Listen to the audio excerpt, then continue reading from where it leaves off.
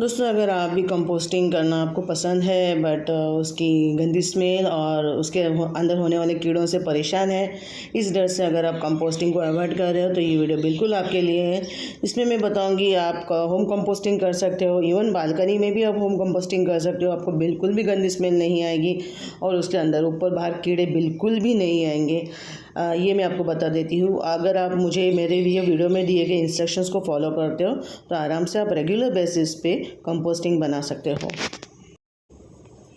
Basically smell क्यों आती है, कंपोस्टिंग में क्या डालना चाहिए क्या नहीं डालना चाहिए, काफ़ी सारे कन्फ्यूजन्स होते हैं लोगों को। कोई पका हुआ खाना डालते हैं, कोई कुछ डालते हैं। आजकल तो रेडीमेड कंपोस्टिंग भी आ रहे हैं। बट द थिंग इज़ कि जो रेडीमेड कंपोस्टिंग आ रहे हैं, मेन थिंग क्या है, ड्यूरेशन, कंपोस्टिंग का ड्यूरेशन, वो सब डिपेंड करता है आप उसके अंदर क्या डाल रहे हो। कंपोस्टिंग एक ऐसा प्रोसेस है जिसमें अगर आप रेगुलर बेसिस पे सही तरीके से करते हो तो आपके प्लांट्स के लिए जो न्यूट्रिशन मिलता है, मेन मतलब आपका कंपोस्टिंग दो न्यूट्रिशन देता है, एक तो कार्बन देता है, दूसरा नाइट्रोजन देता है। ये दो चीज़ें आपके प्लांट को बहुत ज़रूरी होता है। ये मैक्रो है, मतलब बहुत ज़्यादा चाहिए। ये आपको इस कंपोस्टिंग से मिलता है। नाइट्रोजन जो है वो पत्तों को, जो लीफ होती है उसको बड़ा बनाता है, और कार्बन आपको पता है फोटोसिंथेसिस के लिए बहुत ज़रूरी होता है। तो जितने बड़े आपके पत्ते होंगे प्लांट्स के, उतना उसका फोटोसिंथेसिस का प्रोसेस ज़्यादा होगा। इसका मतलब उतना वो अच्छे से खाना बना सकेगा और उतने लीफ, उतने फ्लावर्स, उतने फ्रूट्स बनेंगे। इसके लिए मैं कहूँगी हर किसी को होम कंपोस्टिंग करना चाहिए। इससे सिर्फ आपके प्लांट्स को पोषण नहीं मिलता, बल्कि हमारा जो डंपिंग एरिया है वो भी कम होने लगता है, क्योंकि हर घर से बहुत ज़्यादा कचरा आता है। इसलिए मैं रिकमेंड करती हूँ आप सबको कि आप हर कोई ये वीडियो फॉलो करके आप अच्छे से कंपोस्टिंग, होम कंपोस्टिंग करना स्टार्ट कर दो। Hello friends, welcome back to our gardening channel. हमने काफ़ी मिथ्स सुने हैं कंपोस्टिंग के बारे में, होम कंपोस्टिंग के बारे में। ये लेयर बनानी है, वो लेयर बनानी है, बाप रे बहुत कंफ्यूजिंग होता है। मैं काफ़ी सालों से कंपोस्टिंग करती आई हूँ, पर अपने स्टाइल में, क्योंकि मैं एक वर्किंग वूमन भी हूँ और मुझे इतना टाइम नहीं होता कि मैं सारे लेयर्स को कलेक्ट करूँ। मेरी छोटी गार्डन है, बहुत खूबसूरत है, हेल्दी है। किसी दिन उस गार्डन का टूर कराऊंगी मैं। अभी आपको एक इजी वे बताती हूँ कैसे कंपोस्टिंग करना है। हमारे घर में ये सारे बर्तन, इतने छोटे छोटे जो होटल्स के बर्तन आते ही रहते हैं, कुछ नहीं तो आइसक्रीम तो आता ही रहता है। ये इजी वे ऑफ कंपोस्टिंग है, फटाफट हो जाता है, कोई झंझट नहीं होती है। क्योंकि मैं मैक्सिमम कंपोस्टिंग नेचर को काम करने देती हूँ, मैं कुछ नहीं करती। अभी ये एक बर्तन लिया है मैंने होटल से आया हुआ, थोड़ा लंबा है, इतना भी नहीं बट ओके है। या इसमें मैंने क्या किए, होल्स किए हैं। अब ये देख लेना, अच्छी तरह से समझ लो composting, home composting easy way में कैसे करना है। ये मैं खुद रेगुलरली ट्राई करती आई हूँ बहुत सालों से, इसलिए मैं आपको ये बता रही हूँ। इसमें कोई टेंशन नहीं है, it's very easy, just try me.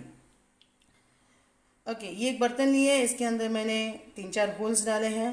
अब मैक्सिमम होल्स डाल सकते हो, कोई प्रॉब्लम नहीं है। ये होल्स इसलिए है ना, मैं आपको बताती हूँ बाद में इसके होल्स के क्या रीज़न है। होल्स बनाने के बाद जैसे आप प्लांट्स लगाते हो वैसे ही आप इसको करना है। होल्स लगाने के बाद आपको इसमें क्या करना है, थोड़े सॉइल डालना है, सॉइल नहीं सॉरी स्टोन डालने हैं। एक स्टोन की लेयर बनानी है। ये इसलिए है ताकि ये होल्स बंद ना हो जाए, ये इसलिए है ताकि ये होल्स बंद ना हो जाए। अभी इसके बाद क्या करना है हमें, यहाँ मैंने कुछ किचन का वेस्ट रखा है, 2 दिन का है, तो इसको मैं डायरेक्टली अभी इसके ऊपर डालती जाऊंगी। नीचे कोई भी लेयर नहीं है, कुछ नहीं है, एक स्टोन्स की लेयर डाली है, वो भी 10-12 स्टोन से ज़्यादा नहीं है। जितना भी मेरा किचन वेस्ट मैंने कलेक्ट किया था 2 दिन से, वो इसमें डाल रही हूँ। इसलिए रखा था ताकि मैं वीडियो बना सकूँ आप लोगों के लिए। जितना भी किचन वेस्ट है सबका सब मैं इसे पूरा टाइटली डालने वाली हूँ, क्योंकि इसको वापस मैं यूज़ नहीं करूँगी फ़िलहाल। ओके, इसको ओवरफुल नहीं करना है, थोड़ी जगह आपको रखनी है, थोड़ी जगह आपको रखनी है। और ये ग्रीन कलर का है, इसमें मॉइस्चर ज़्यादा है, पानी ज़्यादा है। नथिंग टू वरी, इसमें से स्मेल भी नहीं आएगी। इसकी भी मैं आपको ट्रिक्स बताती हूँ, स्मेल क्यों नहीं आएगी और कैसे नहीं आएगी। इसके लिए आपको ना कोई डिकम्पोज़र की ज़रूरत है, ना कुछ किसी चीज़ की ज़रूरत है। एक्चुअली हमने इसे बहुत फैंटेसी बना दिया है, फैंसी लुक दिया है, ये करना है वो करना है, कुछ भी नहीं करना है। आप एक बार ट्राई करो, फिर आप बोलोगे कि मैडम सच में कंपोस्टिंग बहुत इजी है और हर कोई कर सकता है। ओके, ये इतना बड़ा मेरा भरा हुआ था, ये सारा इसके अंदर आ गया है। थोड़ा दबाऊंगी मैं और फिर भी इस पर जगह बहुत है। अभी सबसे इम्पोर्टेंट चीज़ क्या है, ये चीज़ है, यहाँ पे मैंने नॉर्मल गार्डन सॉइल ली है। अगर आपके पास ऑलरेडी कंपोस्ट की हुई मिट्टी है, या फिर ऑर्गेनिक मैन्योर है, या वर्मी कंपोस्ट है, या फिर जियो मैन्योर है, जियो मैन्योर में तो बहुत ज़्यादा माइक्रोब्स होते हैं, तो वो अगर आप यूज़ करते हो तो आपका ये डिकम्पोज़र जो है, ये कंपोस्ट जो है, ये बहुत जल्दी बन जाएगा। ये मेरे पास नॉर्मल गार्डन सॉइल है, ये मैं ले रही हूँ। ओके, और यहाँ पे मेरे पास जियो मैन्योर भी है, तो मैं पहली लेयर जो है वो जियो मैन्योर की डालूँगी, अच्छे से स्प्रेड करूँगी। अगर आपके पास जियो मैन्योर या ऑर्गेनिक मैन्योर या वर्मी कंपोस्ट कुछ भी नहीं है, तो आप डायरेक्टली गार्डन सॉइल भी डाल सकते हैं। ये है जियो मैन्योर, मैंने पूरी तरह से डाला है थोड़ा बहुत। अभी जो है मेन थिंग क्या है, ये जो आपका कंपोस्टिंग के लिए जो भी आपने मटेरियल लिया है वो सारा का सारा सॉइल से ढक जाना चाहिए, कुछ भी नहीं दिखना चाहिए। क्योंकि इसके नीचे अभी क्या है, सॉइल के अंदर वन थिंग, सॉइल के अंदर माइक्रोब्स होते ही हैं, थोड़े बहुत तो माइक्रोब्स होते ही हैं। ओके, आप नर्सरी से लाते हो तो उसमें हो सकता है कि माइक्रोब्स ना हो, बट अगर आपके पास नर्सरी में क्या होता है, मोस्टली जो सॉइल होती है वो ज़िंदा नहीं होती, वो माउंटेन की सॉइल होती है। तो आपको ऐसे में क्या करना है, आपका जो प्लांट है, कोई भी प्लांट है, उसके आसपास की, उसके रूट सिस्टम के आसपास की सॉइल लेनी है, थोड़ी नीचे की। तो वहाँ क्या होता है, रूट के वजह से बहुत ज़्यादा सॉइल माइक्रोब्स होते हैं, तो आपको वो सॉइल थोड़ी ज़्यादा लेनी है और इसमें मिक्स करनी है। इसमें मिक्स करने के बाद अच्छे से फिर इस पर डालनी है, तो वो माइक्रोब्स क्या है, अच्छे से डिस्ट्रीब्यूट हो जाएंगे। और अभी ये मैंने पूरा का पूरा पैक किया है। अब मैं इसमें बिल्कुल भी पानी नहीं डालूंगी। क्यों नहीं डालूंगी, क्योंकि इसके अंदर हमने सिर्फ ग्रीन मटेरियल डाला है। ग्रीन मटेरियल से क्या हो रहा है, उसके अंदर ऑलरेडी मॉइस्चर है, राइट। तो अगर इसमें मैं पानी डालूंगी तो ये डिकम्पोज हो जाएगा। मुझे इसे पानी से डिकम्पोज नहीं करना है, इसको नेचुरली नेचर पे छोड़ना है। तो अब इसको मैं कुछ भी नहीं करूँगी, ऐसे ही रखूँगी। विद इन अ वीक ये आपको देखेंगे कि ये पूरी तरह से नीचे चला गया है, क्योंकि जैसे जैसे अंदर का ग्रीन पार्ट जो है वो डिकम्पोज होता जाएगा, इसकी जो लेंथ है वो नीचे नीचे दबती जाएंगी, क्योंकि वो मटेरियल डिकम्पोज हो रहा है।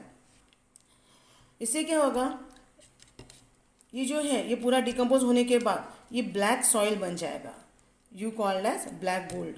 ये ब्लैक गोल्ड बन जाएगा। आप चाहो तो इसे ढक के रखो, आप चाहो तो इसे ओपन भी रखो।